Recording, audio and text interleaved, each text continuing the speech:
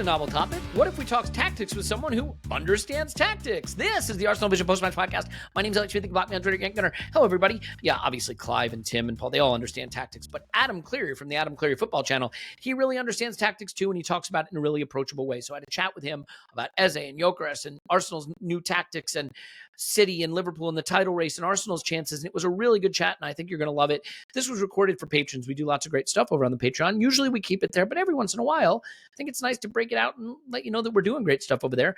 You get a podcast basically every day, 6 or sometimes 7 days a week. You don't have to listen to all of them, though. It's totally discretionary. So if you want to join us over there, it's patreon.com/ArsenalVision Podcast. And if you use code AVP50, you get half off for the first month, and you can do it for a couple of quid and see what you think. Otherwise, just stay here. We love you for being here. So I'm not going to do much more further ado, but Adam Clery Football Channel is his channel. You probably know that already, but you can go check it out if you want. I think you'll love the chat. I will step aside now and turn it over to me and Adam for that chat. Enjoy. And without further ado, it is now my pleasure to introduce Adam. Hello, Adam. Hello, how's it going?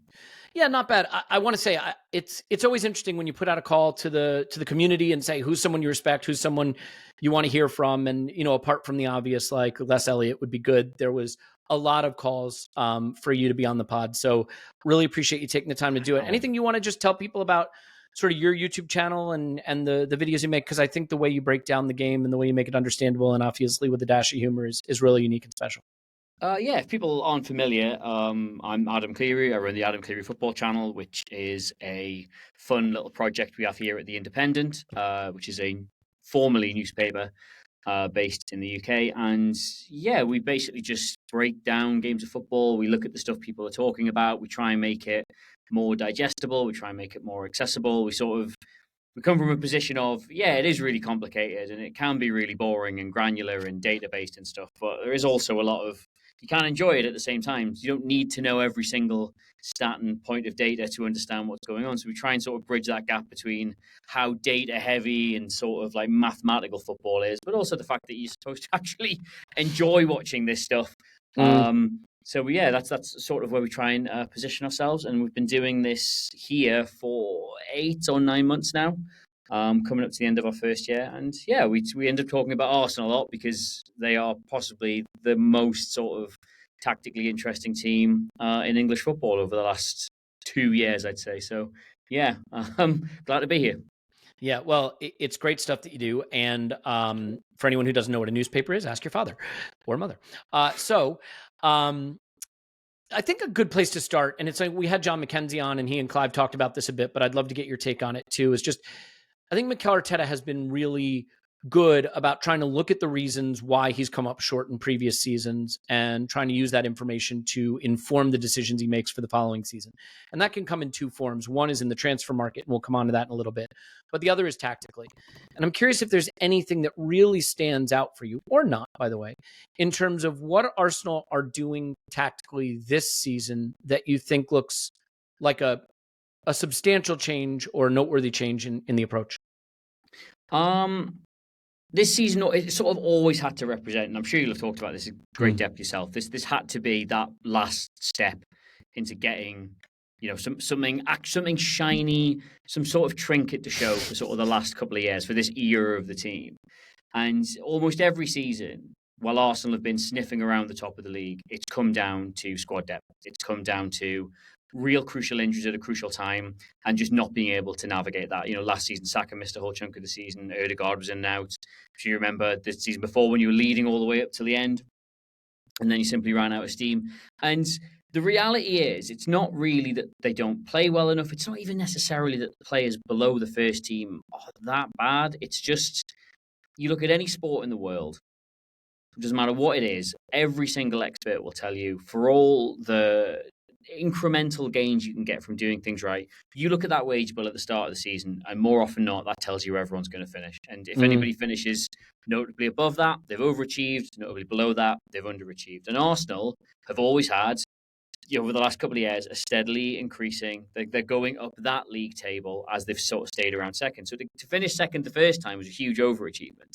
But now, finally, the depth they've added, the quality they've added, the players they've gone and gotten, those extra transfers, they weren't about raising the floor of the team to make sure that they had this like consistent level of quality.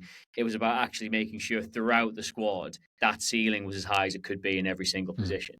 So it hasn't even really done anything drastically different tactically this season. It's been more about, we know what we want to do, we know how we want to play, but we know the situations that frustrate us. Let's go get an option for that. We know the areas of the pitch where if we take an injury, we're weaker. Let's go get an option for that. So really, the hard work on Arteta's part was done in the summer, I think. And now it's just sort of a case of making sure that the standards are kept high, making sure that the small tweaks they have to make between games to solve certain problems, they're done really effectively, which Arteta has always been one of the best in the league at doing. And also just finally, like, as the season goes on and the things they're doing become not figured out, but certainly more part of the furniture, and teams have systems and strategies to deal with them, finding those small innovations that will get you that extra 5 or 10% back. So this is sort of, I think it's important not to think about this season for Arsenal as just a season, but as sort of like the fourth year of this project, which is supposed to end in winning the Premier League or possibly even the Champions League or both. Why not both? There's no reason not. Yeah, it's only an extra 25 games or something. With the depth of the squad, I think there will be some expectation that, hell, there may be some people that expect us to do the League Cup too. Why not? I think it may seem reductive and obvious, but I think it's worth discussing that the tip of the spear is a little different this season with Gyokeres' profile. And obviously Arsenal has spent more time than they'd care to last season and again this season already with Mikel Merino up front. And while his goals have been valuable, whether it's him or Kai Havertz, the ability to collapse the central defense and push the central defenders back closer to their own goal, creating space for other players, is a dynamic that Arsenal haven't always had.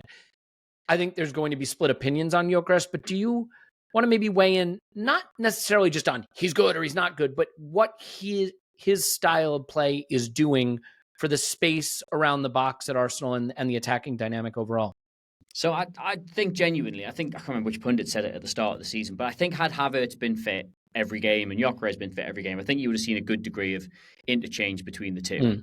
I think you would have seen, because they're very, very, very different players, both in terms of like the spaces they attack, what they offer their teammates, what it is they're looking to do on the ball and off the ball. Very, very different players. So I think you would have seen Arteta really sort of flexing his sort of tactical muscles and being like, well, in this game, I'm really going to want to push them back. Let's get Gyokeres in. But in this game, let's see if we can draw them out. Let's get Havertz in. I really like Victor Gyokeres. I liked him at Sporting Lisbon.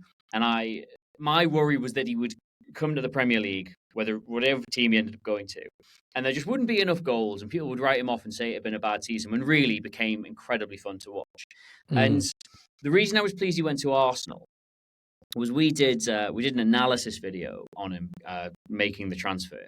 And I basically sort of explained, well, this is how he scores all his goals, and so maybe it's not necessarily the best fit in terms of how Arsenal create, but certainly, he's got those instincts. But there was a moment last season, and I'm not sure how many of your dear listeners will remember this specifically, but it was home to Everton. It's either 1-1 or 0-0, right? The game was winding down to a draw. It was more points lost at home. Terrible result.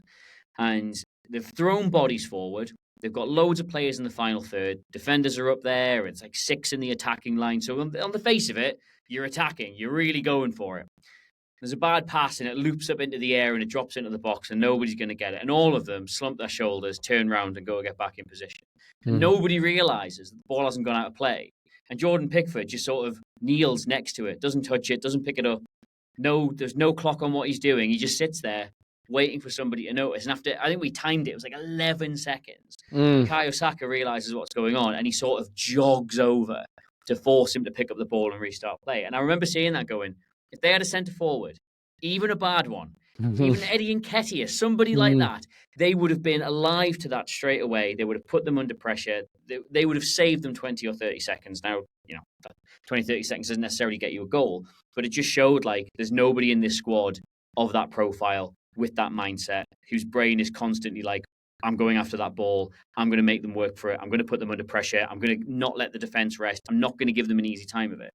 And I think for me, the Gyokeres transfer, more than the amount of goals he ends up scoring, that was the important bit. Because if nobody's going to do that, if nobody's thinking like that when they get on the pitch, if nobody's thinking like that in the last minute of the match, then you're a very different proposition to defend against. Games where it's not quite clicking, where it's not quite working, where the defense are very well set against you and you're not finding a way through. All of a sudden, someone's just going to try and find a little crack. Someone's going to try and force a small mistake. And that might be the thing that gets one win here, one win there, and those are the 4 points that end up being enough to see you over that finish line. So I've really enjoyed Gyokeres so far. I do think he will need to add more goals to his game if he doesn't want to constantly be getting asked why isn't he scoring enough goals. But he might not be bothered about that. He might just revel in a job well done. Yeah, that's a brilliant point. And obviously, you're going to have to deal with the Nketiah hive coming for you with the even Eddie Nketiah comment, but that's one for the comments section. I was like, clarify. I like Eddie Nketiah, but he was deemed not good enough to be at this team. He was However, not good. he would have been making those runs. No explanation needed. Trust me. Yeah. Well, and so this I think leads to a question about style and how you leverage that different approach with your striker. And one thing that I wanted to ask you about that I'm still struggling with a little bit, my sort of fundamental understanding of football has always been that the team that wins has the best 11, that understands how it wants to play, that has a clear approach and a clear style, and just practices that and repeats that until they get so good at it that they can't be stopped. And that's not really the approach Arsenal have taken. They've gone for squad depth. There's a lot of different profiles. Kai Havertz is not Victor Gyokeres. Gyokeres and Eze is not Gabriel Martinelli, right? There's a lot of different styles in the way that Arsenal can play.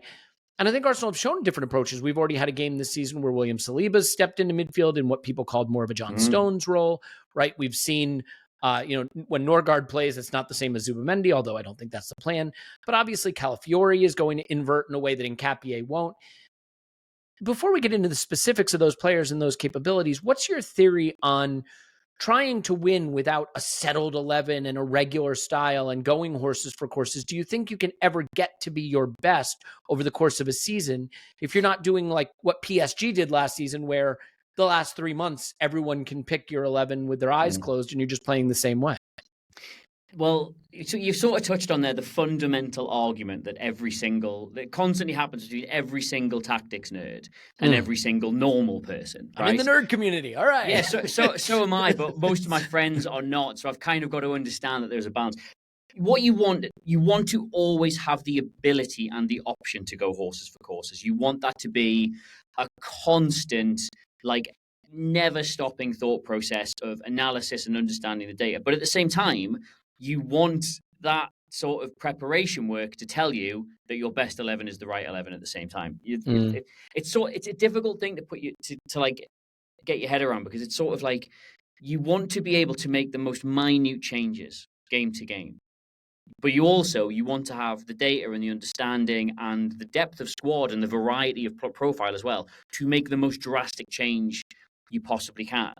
You obviously want to set your team up in a way that you can pick it with your eyes closed, that you can just, for anyone who plays Football Manager, you can forget to make the changes, just skip to the game, and actually you'll be fine there because you've actually done all the hard work a long time before that. But what Arsenal have done, I think, with their squad building is they understand that if you stand still in the Premier League, you go backwards. And a lot of this squad have been key components of 3 or 4 different title races, 3 or 4 unsuccessful title races now. Saka, Ødegaard, the 2 centre-backs, David Raya, obviously he came in after a season of Ramsdale. They've freshened up as best as they possibly can. But you can't just keep doing the same thing over and over. You need to be able to make those adaptations. And by having a really deep squad full of lots of different players, what you're effectively doing is ensuring that whatever that small change is, you're going to be good at making it.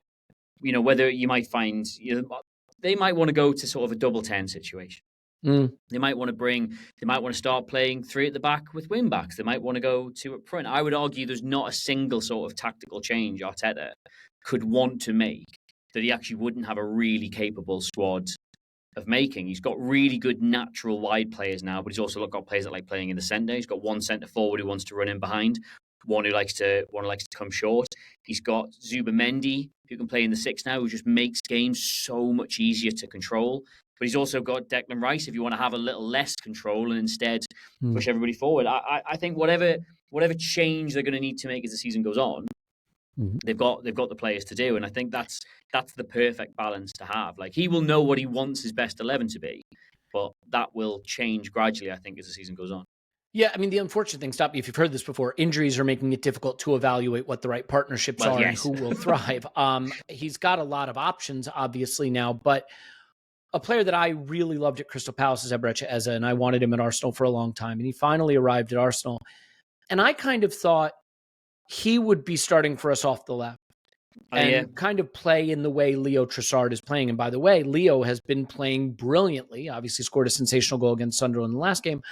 But that would give us more access to play inside the block, that his ability to sort of play in really tight spaces, to pick up intelligent positions and turn and face even under pressure would really help us eliminate that horseshoe of death that sometimes you'd see develop in terms of sterile domination, right? You've got the field tilt, but you're not creating threat. Unfortunately, because Odegaard's been out, we don't really know what the plan is for Eze necessarily, but he's been playing the Odegaard role, but not really, right? Because he's playing it more like a 10, one line higher up. He's not going to drop and collect it off the center backs. And as a result, I think he hasn't been as involved in Arsenal's games as I would have expected. And I don't think I like him and I think he's doing well. I don't think his influence has been felt as keenly. And he goes from being a very high usage player at Palace to now part of a very talented collective at Arsenal. What's your evaluation of how you get the most out of a player like that? And if he's suited to, if that mercurial talent archetype is going to work in Arsenal's system, what do you think the best use for him is? Or are we already seeing his impact more than maybe people understand? I think the best possible thing you can say about Eze at Arsenal right now is he has played 9 Premier League games. Not all of them starts either. The Odegaard injury, and I mean, to be honest, when I watched the Arsenal Sunderland game, and I looked at the starting 11, and I was like, oh yeah, they've probably got enough to get a result here if they're at it. But then they showed the bench, and it was like, oh, okay, they want to make any attacking changes whatsoever. They've got 2 children. Those are their options. They're not 2 senior pros. They've got 2 players who are still developing their game, still finding their feet. We've never been in an atmosphere like that before. That could be a bit of a problem. I would say the best thing about Eze right now is you have no idea as an Arsenal fan how your manager really wants to use him. Nope. You have no idea. Because, I mean, we did a video about him signing and how he might be used. I said in all likelihood they would usually deploy him off the left, but the benefit to him is he can play in one of those inside 8 positions. He can't even play, maybe potentially even a centre forward if you want to, or if you wanted to for some reason change the shape, he fits very nicely in as your 10. At the minute, nobody knows. Nobody knows what they want to do, and you're currently top of the league heading into the midpoint of November, and your marquee signing has been good. Nobody's got any complaints. He's certainly contributing with the appearances he's made, but they don't know what the best role for him is yet because the other players haven't been there to put together, all things being equal, that kind of starting 11. And I actually see that as a massive, massive positive because it's allowed him to sort of bed into the team to show he can contribute to build patterns of familiarity with those players around him. But the best is yet to come. Like the way they've envisaged buying him, the things they were dreaming of when they signed that check to bring him over, they haven't had a chance to really do those yet. So I think his early performances have been really good. I think there's loads of levels he can still go up. But as other players come back and as we see exactly how they want to use him, that's when it's really going to tell. And if I was an Arsenal fan, I'd be incredibly excited about that. Yeah, it just breaks up certain partnerships and certain ball progression dynamics, right? I mean, Odegaard is a cheat code for ball progression. Well, instead, Zubimendi and Rice are doing a lot of that heavy lifting now, and Eze is able to stay a little higher up the pitch. I also think Odegaard's partnership with Saka is really strong. He likes to occupy the right half space. Eze, given the opportunity, I think would prefer to be on the left half space, on the left side of the pitch. So a little bit of different dynamics to adjust to there. It's kind of impossible to talk to you about Arsenal and what we're doing this season, though, without bringing up the set piece situation. And look, I think the second half against Sunderland is a great example. I still think we are better from open play than people give us credit for. I think one thing, though, a big, big weapon for Arsenal the last few seasons has been our pressing structure and the way we win the ball high up the pitch. And I do think the loss of Odegaard and Kai has meant that our press has had to evolve a little bit and is taking time. Gyokeres was starting to get really good at pressing, and then we lose him to injury. Eze tried really hard against Sunderland, manfully did the job, but he's not the pressing trigger that Odegaard is, and that's just simply not who he's going to be. So I think losing some of those high turnovers hurts, because as you saw against Sunderland, our first goal comes from Declan Rice being the Terminator and basically tracking down Enzo Laffi, who desperately tried to get away from him, couldn't get away from him, then it's a goal. But the set pieces have been a critical part of the story, and everybody has an opinion about that. I'm curious what yours is. Well, first on the high pressing thing. Yeah, please. We're sort of in.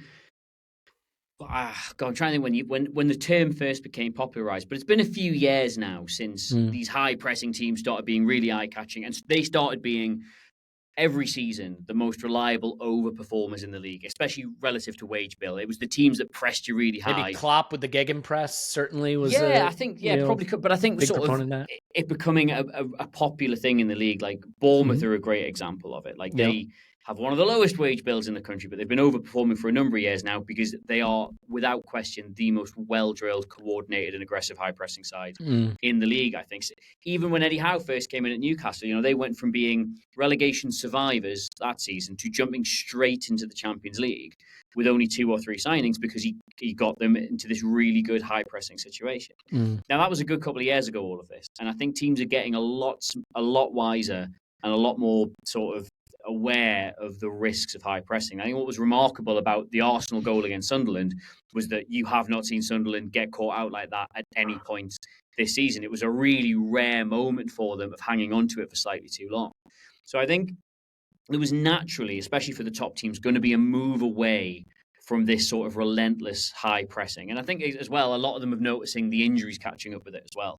A lot of the teams that play in 3 or 4 competitions, they are decimated for bodies by the festive period because asking players to sprint around and chase after the opposition when they haven't got the ball almost all the time is simply too big a physical ask. So you've seen a lot of teams now wanting to be better at controlling the play, better at sort of knowing when to speed up, when to slow down, which is, I think, the main idea behind the purchase of Zubamendi. Controls the tempo better than anybody in the Premier League at the minute, I think. So Arsenal moving away from high pressing, which, not necessarily accurate to say they've moved away from it, but certainly the focus has been less on can we get right down the other team's throat in their own half and score goals like the Declan Rice situation at Sunderland and move towards set pieces.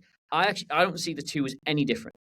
If high pressing is a system that's becoming popular and teams are finding ways to do it and other teams are struggling to defend against it to the point where it becomes almost a cheat code for teams in the league. If we can do that well, then we can overachieve.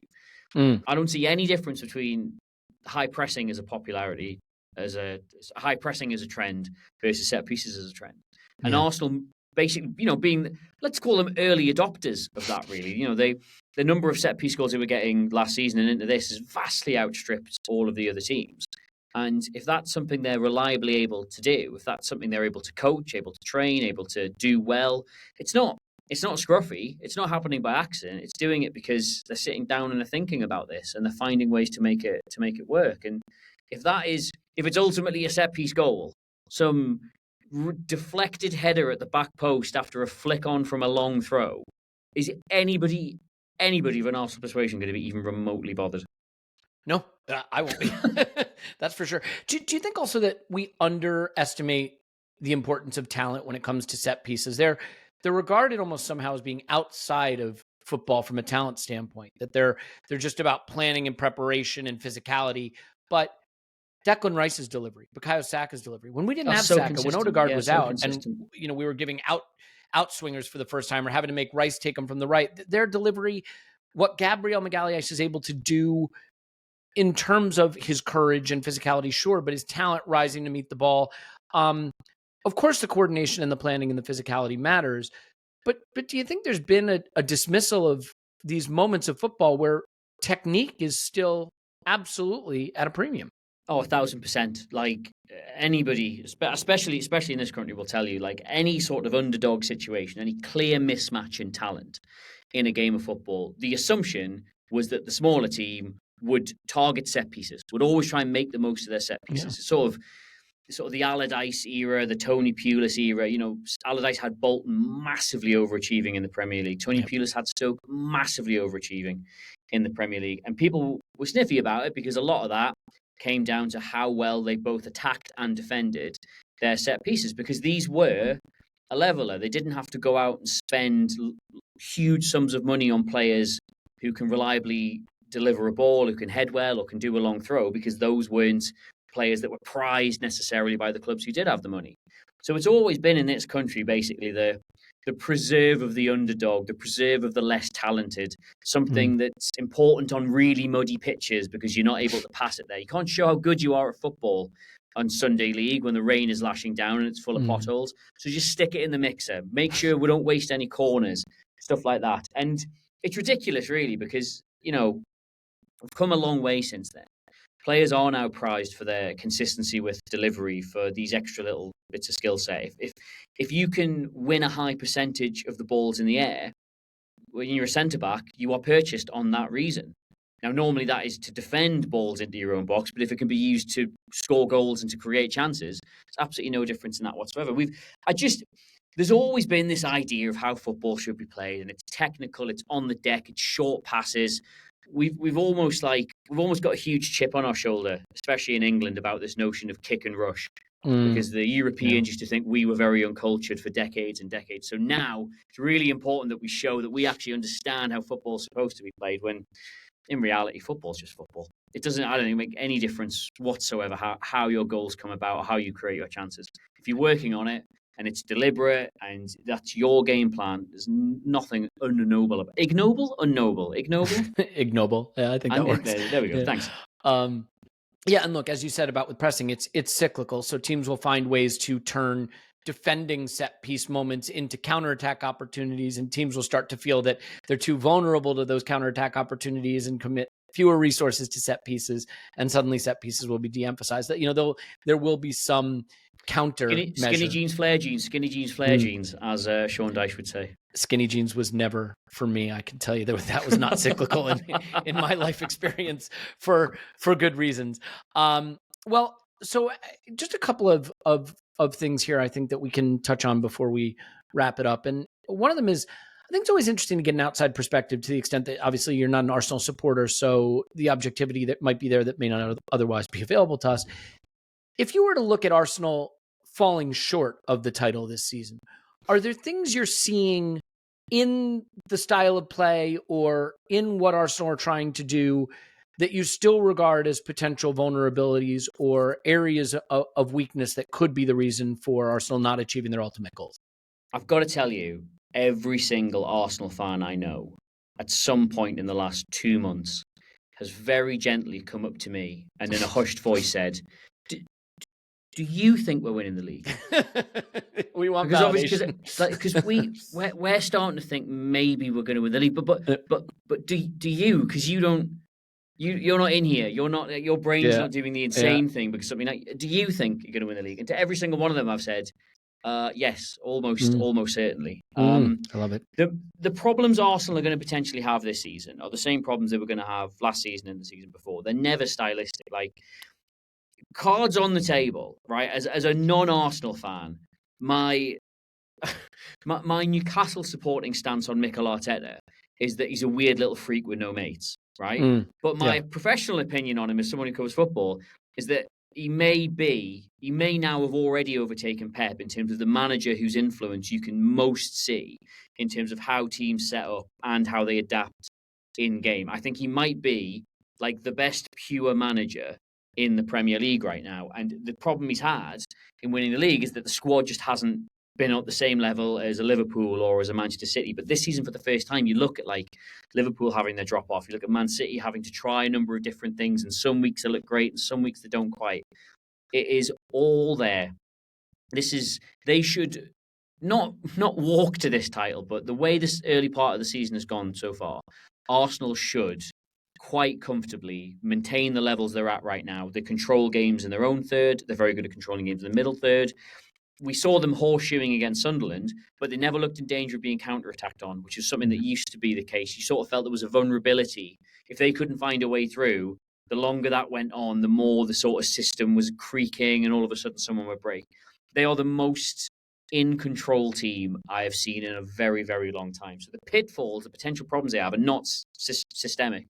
I don't think. They're not part of the system. They're not part of how they'll set up. Because even if teams do start to figure them out slightly, as we've already discussed, Arteta has the profiles, he has the know-how, he has the backroom staff to figure those out, I think, relatively quickly.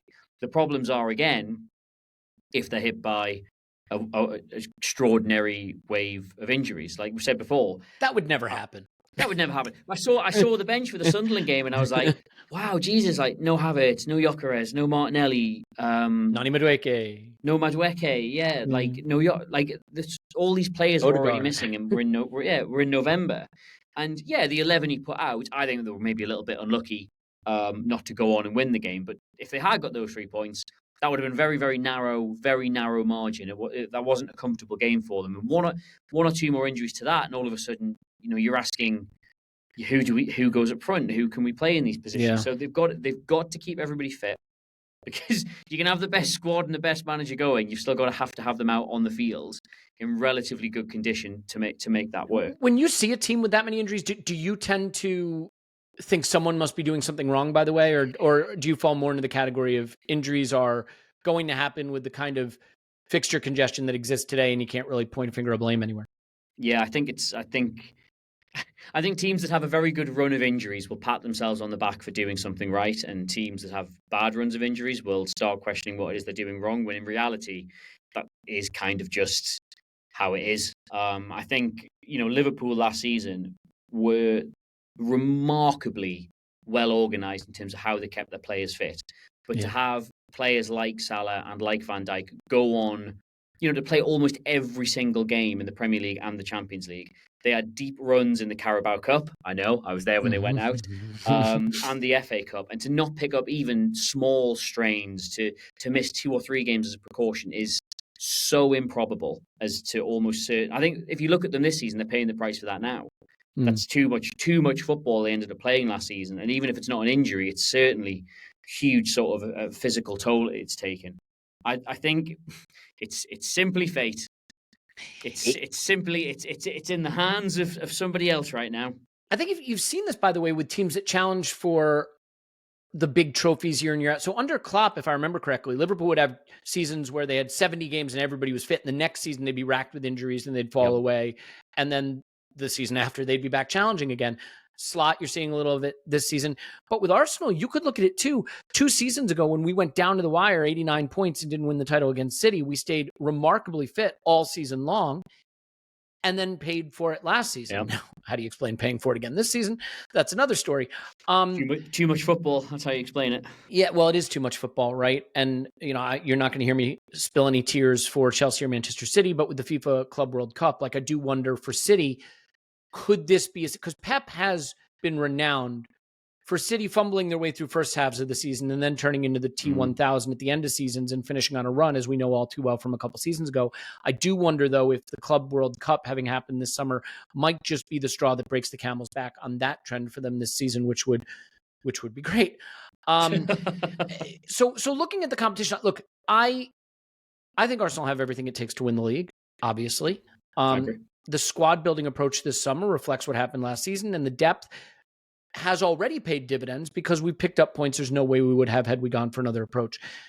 The things that I see standing in our way, Liverpool are fading away from that. We'll touch on them in a moment. But Manchester City are doing, it's such lazy analysis, but it's hard to get away from. They're doing a bit of what Liverpool did last season, which is, hey, we have this one incredible player. Maybe he's enough to win it all for us. Is Erling Haaland enough if he's scoring every single game to make City unbeatable by dint of his own individual brilliance? That's a great question. It depends who he's going up against in terms of winning the league. Haaland scoring every single game, which is, it's not ridiculous to say he's pretty much doing that this season, is, I think, enough to get you enough points that you could potentially win the Premier League, which is an absurd sort of statistic. The players behind him are good enough; they can just make things happen for him. They'll defend fairly resolutely. But like you say, this is not this is not an Arsenal side that is really struggling for world-class players, not an Arsenal side that's 1 or 2 injuries away from being, torpedoed. This is, I think, the most controlled team we've had in the Premier League for a very, very long time. Man City, I know they've closed the gap the weekend just gone, but they are having blips. They're not just having like games where they turn up and they don't get the result. They've had so far this season a number of like actually quite underwhelming performances where it just hasn't worked. They haven't been able to get going. They haven't been able to find Haaland particularly well, and they've got nothing to show for it at the end of it. And I think as the season goes on, you've mentioned the Club World Cup, that could start to catch up with them. I know they didn't go as far in it as Chelsea did, but that's still a fairly, when you'd like to be doing your main resting period of the season, to be in 30, 40 degree heat running around after other footballers is not ideal. To be continued this summer, by the way. God, yeah. It's a whole other thing. I think it doesn't matter what Erling Haaland is doing necessarily. I think Arsenal have it all in their own hands. And I think the drop off it would take from Arsenal, maybe necessarily in terms of injuries, maybe it all just falls apart. Hey, they may all fall out. You never know what's going to happen with a group of 25 lads who all have to hang out every day. There may be some horrible team division that happens, but writing that off for a second as absurd, I think Haaland scoring every game for Manchester City is enough to keep you honest and to keep Arsenal having to work all the way until the end of the season. But that does not put Manchester City in a million miles in as strong a position as Arsenal find themselves. My evaluation of City has stayed the same basically since the start of the season, which is if Rodri finds a way to get fit and be at his best level, that changes the calculus for me. But if he doesn't, which I don't believe he has left in him, then I don't think they can control the midfield enough to play the way Pep wants to consistently enough to win the games they need to win the league. And I could look stupid with that, but that's sort of where I'm at with it. Last thing then, Liverpool, I can't fathom what the plan was with their summer. It's really incredible. It's like the guy who skipped leg day just deciding that the right approach would be to continue to skip leg day. And like just to have the biggest biceps in the world. You got Ekitike, and you got Verts, and you got Isak, and you go for these flying wingbacks and just ignore the inability to control the middle of the pitch, and that you have aging center backs and no one behind them. And I know they wanted to get Guehi and they ultimately didn't. And that's a big, big miss for them, especially given the form of Konate.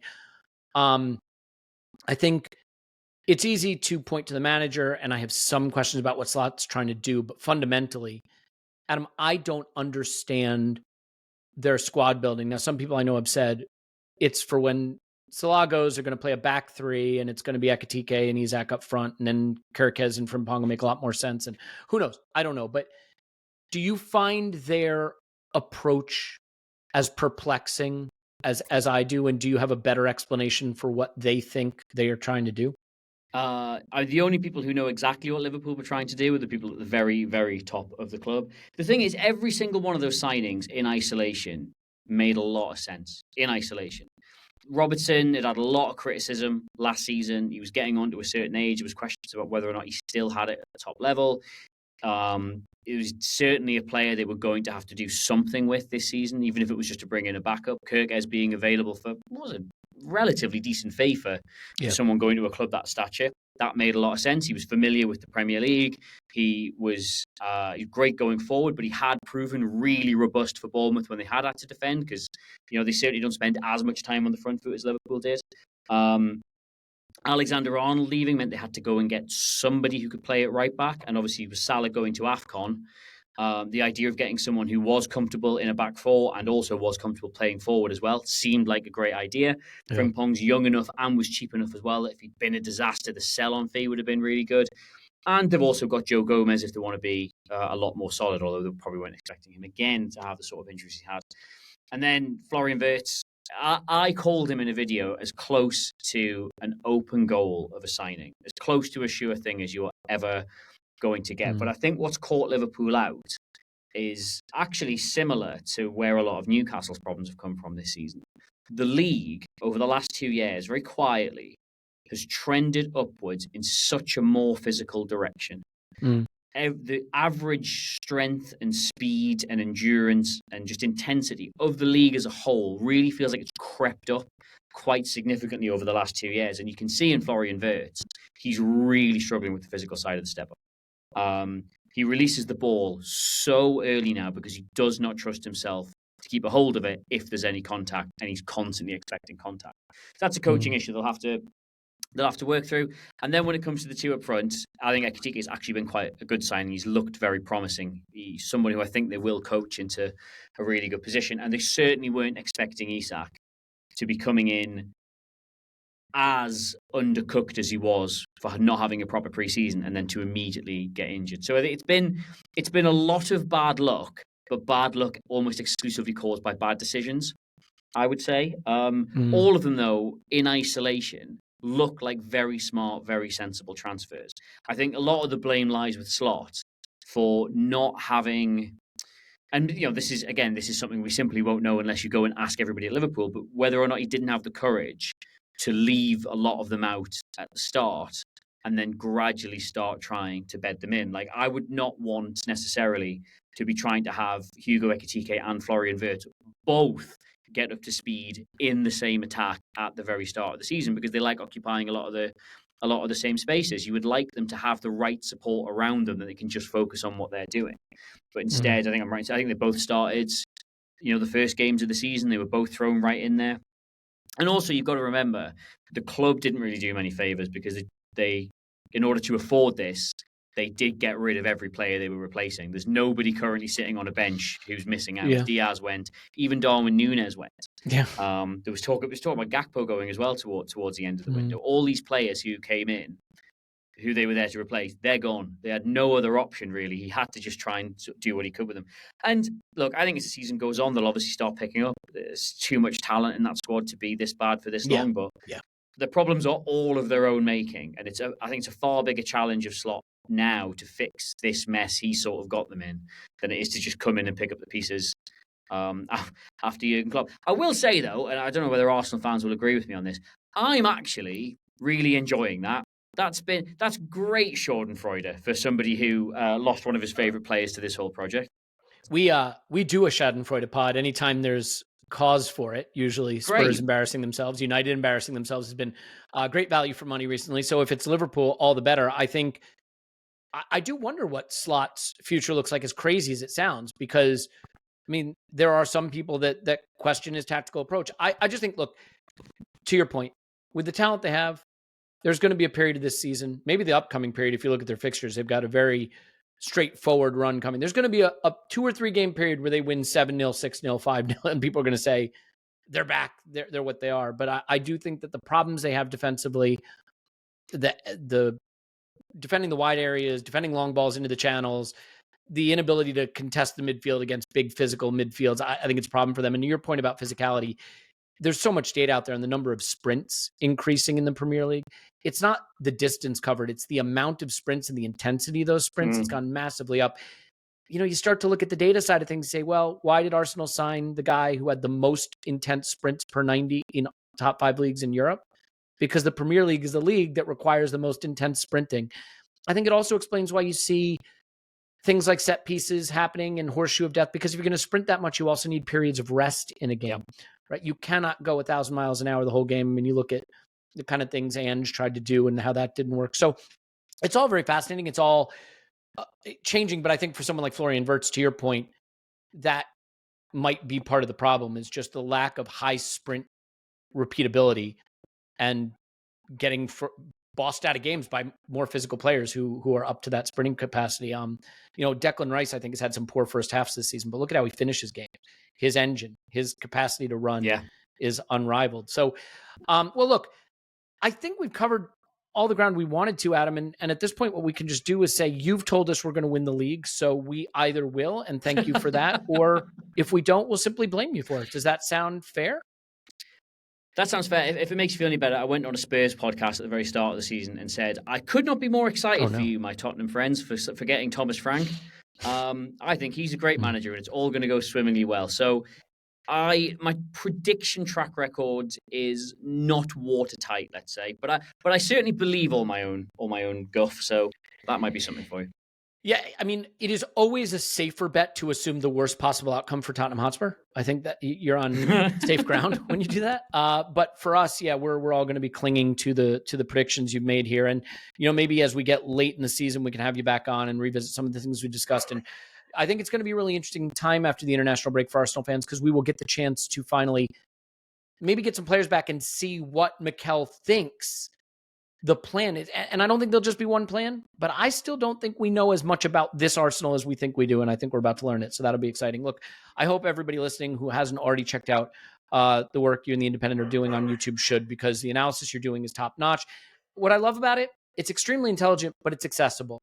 You go on Twitter now and you see some tacticos who are like, can I write the most opaque, inaccessible thread possible using the most words that no one can understand? And it's like, there is that belief, right? Like, the way someone's smart is if they can explain something at a 5th grade level. I think you do a great job of explaining complex concepts in a very accessible way, and I need that, so I appreciate it. So thanks for that. Well, thank you very much. That's what we aim to do. So I always love hearing that. And I have seen those exact threads you're referring to, and I've got no issue with the people who do those. They are making content for a very certain audience that they are part of, and I'm glad that stuff exists. And I enjoy reading the parts of it I understand, but just having learned my lesson from hanging out with far more what's the word I want? Not 5th graders, but people who want that stuff explained at 5th grade level, bringing that sort of thing to the pub and then trying to repeat it and then getting told, what are you on about? Yeah, I made the mistake on a podcast of using the phrase angle bias, and Clive laughed me off the podcast, and I promised never to say it again. I don't even know what angle bias is. I've got no idea what angle bias is. No, tried to use it, don't know what it means. Okay, well, we will leave it there. Adam, thank you very much. Okay, that's going to do it for this chat. Hope you enjoyed it. And, there's more of this type of stuff on the Patreon if you want to join us over there. Most of it usually stays over there, but we're glad to give you some of it over here. So check out Adam on the Adam Clery football channel, or, just check out all kinds of great stuff on this YouTube thing. There's lots of good stuff out there, but we're just glad that you're here. So we'll leave it there. We'll talk to you soon. We love you, and we'll talk to you after Arsenal 10, Spurs 0.